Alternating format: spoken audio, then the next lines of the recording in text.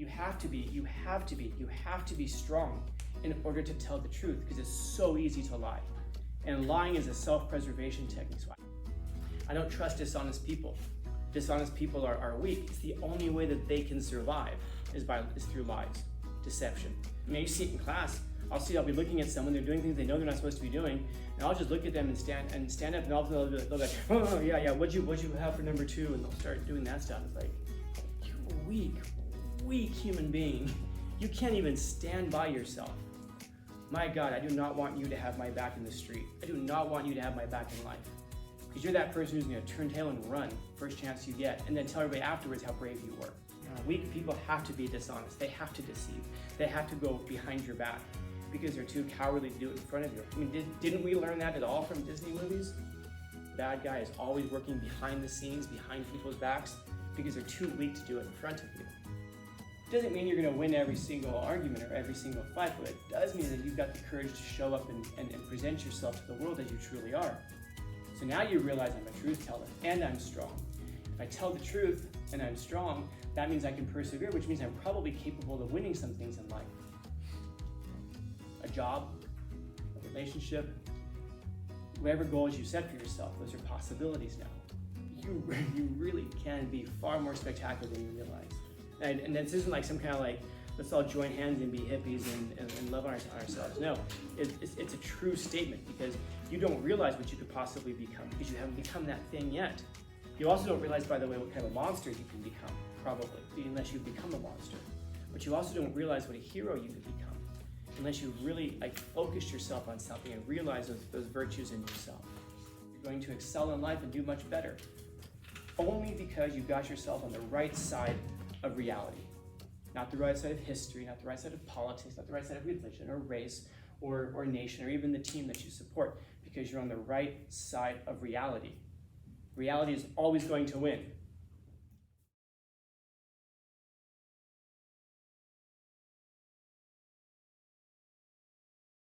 So if I were to ask you, who's the best baseball team?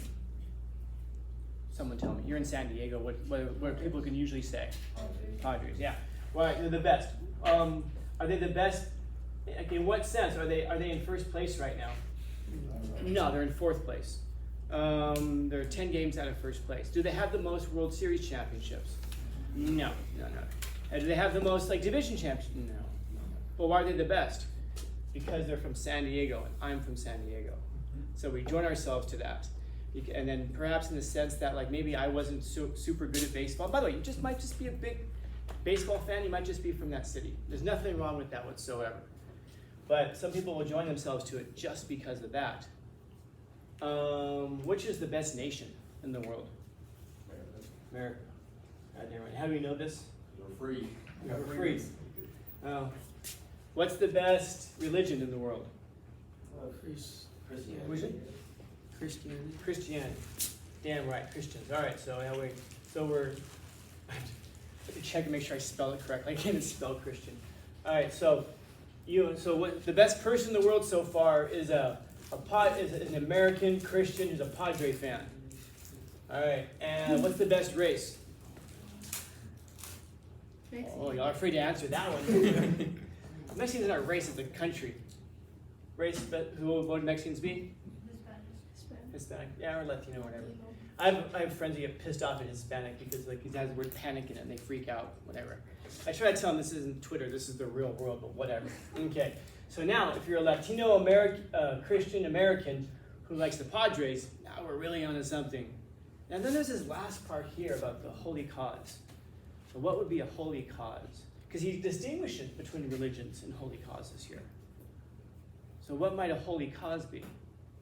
Holy meaning something that's, well, what do we mean by holy? I'll ask you. What do we mean by something that's holy? Like religious? Yeah, something religious. But since he identifies religion here, when we think of something that's religious, what do we mean by that? What's the impact and effect it has on us? Something that's religious? Yeah. Well, why we're doing it? Yeah, why we're doing it. It's kind of it's a bigger question to it too. It's more like an existential question even. And so think about something that we take as seriously as religion, but it's not religion. I'm not sure if I'm asking that question correctly. Yeah, something that's not religious, that especially people who are not religious will take this one thing very, very seriously, almost to the point that it is their religion. Yeah. Science? Science? Perhaps science. Maybe science. That's not what I was thinking of, but that is a good answer. What were you thinking of? Politics. Oh, People will take their politics. In other words, the things that we derive from religion, like our meaning in life, our purpose in life, our morals, our ethics, some people will derive that from their politics.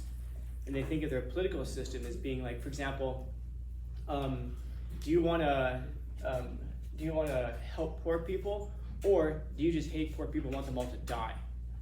It's not exactly both. You want to help them all by killing them. Some people will really do draw those kinds of lines. If you're not on my political side, you're just evil and you need to be stopped. They treat their politics the same way that people will sometimes treat their religion. You're either with my religion or you're wrong and you're damned. You're either on my political side or you're damned, one or the other. And so but similarly, people will take that to be sides. And you saw this recently, right? Do we have to believe science? No. We have to believe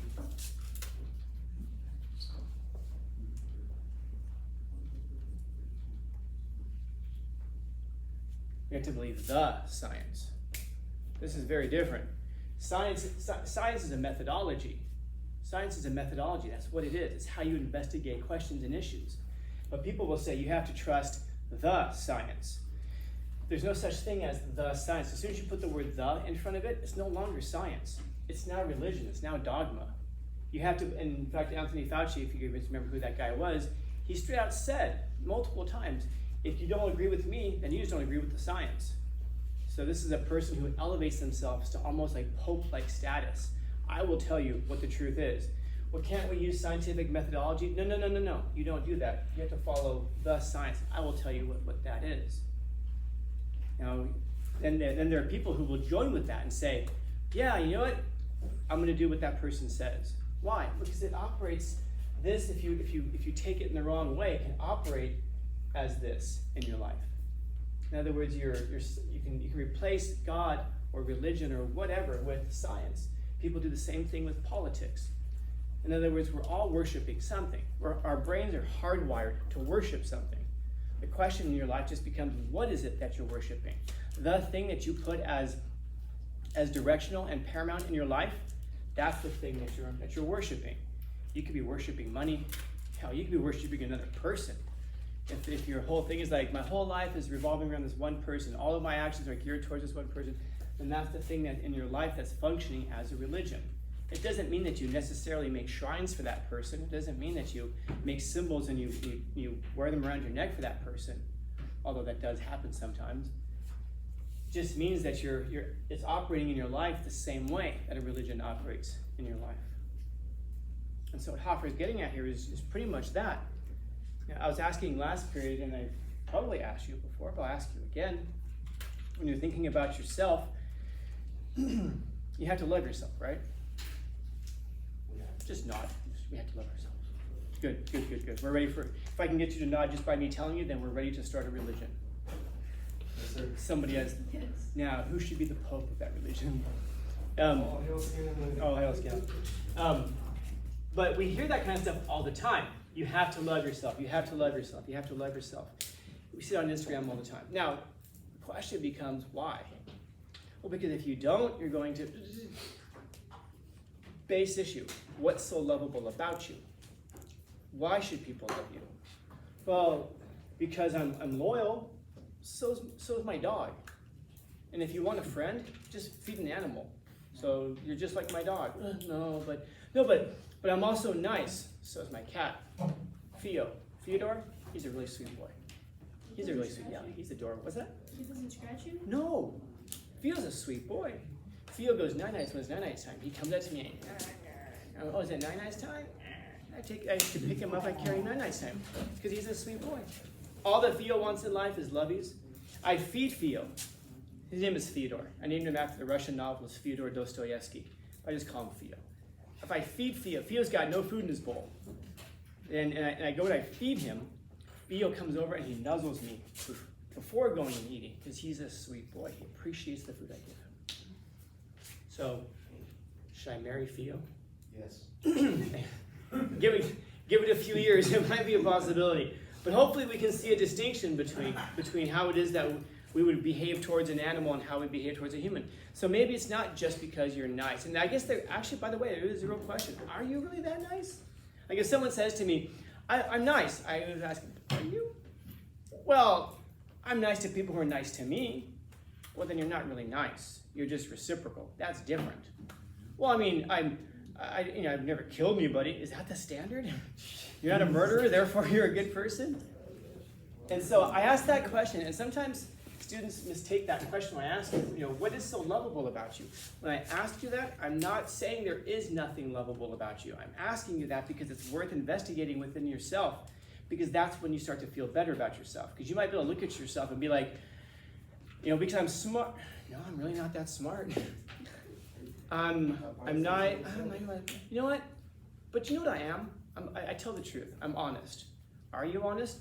Yeah, almost to a fault. That's a good characteristic. Now you know something about yourself that is admirable, that is worth loving. Because now it's easier to take yourself more seriously. Because now you're not just some body that moves around the world that there's nothing redeeming about you. This is the problem when we say you have to just love yourself no matter what. No, there is no matter what. That's like saying you should love someone no matter what. I don't know, Stalin's mom wants Stalin to be happy. Stalin did what he loved. Is that admirable? But because he had convictions and he stuck by them. Is that why we love people? You love Hitler because he stuck by his convictions? There are some convictions not worth sticking by, man. So identify the things in yourself that are lovable, but be honest about it. If you're not especially smart, that's fine, man. But by the way, if you say that about yourself, you're probably wrong. Like when we say oh, people are so stupid. No, 50% of the population is average, 20% are above average intelligence, only 20% are below average. So if you keep coming across that bottom 20%, What about the last 10%? you might want to, they can't have this conversation with us. The bottom 14% couldn't have this conversation with us. I genuinely mean that. If you know what I mean, then you know what I mean by that. So there's only about 6% of the population that's below that you're going to interact with. And if you keep coming across that 6%, maybe there's a problem with where you're hanging out. Or maybe the problem is with how you're perceiving the world. So identify those reasons that you're lovable. Find those things that actually are admirable about yourself, because then you can take yourself more seriously. Then you can actually truly love yourself and stop saying things like, if you can't handle me at my worst, you don't deserve me at my best. You can actually find some things about yourself that will help you to take yourself more seriously. And when you do that, you will not put up with people who treat you badly. You will not, because it just won't be congruent with yourself. It won't be that you'll be angry with them. It just won't match how you feel about yourself. You'll be uncomfortable around people who treat you that way, because you're going to end up with, especially with people who confirm what you think about yourself. If you think very highly of yourself and you're with someone who treats you badly, you won't stay in that relationship. Not because you're gonna swing your head around and say, I know my worth.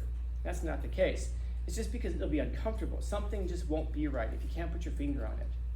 And so you'll find a way, you'll be out of that. Similarly, if you think very lowly of yourself and you're with someone who treats you very, very, very well, you'll find a way to ruin that relationship because it just won't feel right. There'll be something wrong with it. You'll end up with people who confirm what you think about yourself within a few degrees that are in there.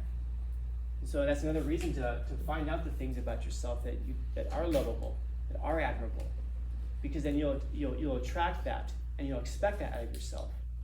And then once you realize that you're an honest person, you have to be strong in order to tell the truth, because it's so easy to lie. And lying is a self-preservation technique. So I don't trust dishonest people. Dishonest people are weak. It's the only way that they can survive is through lies, deception. I mean, you see it in class. I'll be looking at someone, they're doing things they know they're not supposed to be doing, and I'll just look at them and stand up, and all of a sudden they'll be like, oh yeah, what'd you have for number 2? And they'll start doing that stuff. It's like, you weak human being. You can't even stand by yourself. You're terrified of a teacher walking towards you.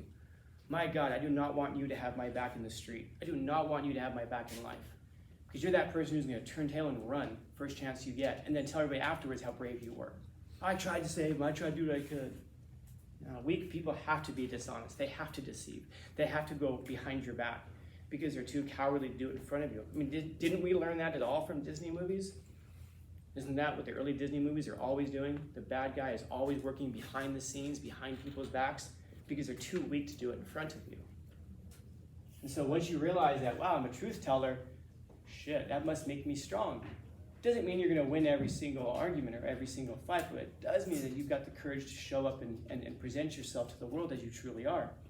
So now you realize I'm a truth teller and I'm strong. If I tell the truth and I'm strong, that means I can persevere, which means I'm probably capable of winning some things in life. A job, a relationship, whatever goals you set for yourself, those are possibilities now. So now you can see how that compounds. You become, once you realize how spectacular you really can be, and you really can be far more spectacular than you realize. And this isn't like some kind of like, let's all join hands and be hippies and love on ourselves. No, it's a true statement because you don't realize what you could possibly become because you haven't become that thing yet. You also don't realize, by the way, what kind of a monster you can become, probably, unless you become a monster. But you also don't realize what a hero you could become unless you really focus yourself on something and realize those virtues in yourself. To be honest, to be strong, to be virtuous, you're going to attract the people who are going to appreciate that and like that. They're going to give you opportunities. You're going to excel in life and do much better. Only because you got yourself on the right side of reality. Not the right side of history, not the right side of politics, not the right side of religion or race or nation or even the team that you support. Because you're on the right side of reality. Reality is always going to win. Reality is always going to win. I don't know you guys very well, but from what I know so far, because it's true about every single person I've ever met in life, if it's you against reality, I'm going to bet on reality. Reality always wins. Truth always wins. Eventually. And so maybe the best thing to do is to get ourselves on the right side of that. Put ourselves in alignment with the most powerful force in the universe, which is truth. Stop living by lies. Stop trying to deceive. Stop trying to manipulate. In other words, stop playing the games of weak people. Instead, be strong. Be somebody who's worth admiring, somebody who's virtuous, somebody who you can actually, one day when your kids look up to you, if you have kids, that you don't have to feel like a fraud. That when someone tells you something nice about yourself, you don't have to feel like a fraud, knowing that you're not the thing that they admire you for being. Once you do that, you no longer have to say, oh no, I'm great because I'm an American. No, I'm great because I'm a Christian. No, I'm great because I'm a Latino. I'm great because I believe in science, or because I'm on the right side of politics, or because I have a favorite sports team. Those are all fine things to be and to have. Great, I mean, it's, fine. But has your nation ever done anything that's terrible? Has your religion ever done things that are terrible? Has your race done things that are terrible? Has science done things that are terrible? Has your political party done things that are terrible? Of course. And you have no control over that. But that's how if you're going to align yourself with that, you're giving yourself over to be identified with those things. Instead, live as you are. Be who you are. Project yourself into the world and be somebody who's worth admiring so that you don't have to derive your excellence from others. You derive excellence from yourself. Questions? Comments, concerns, complaints, criticisms, critiques? Happy Tuesday.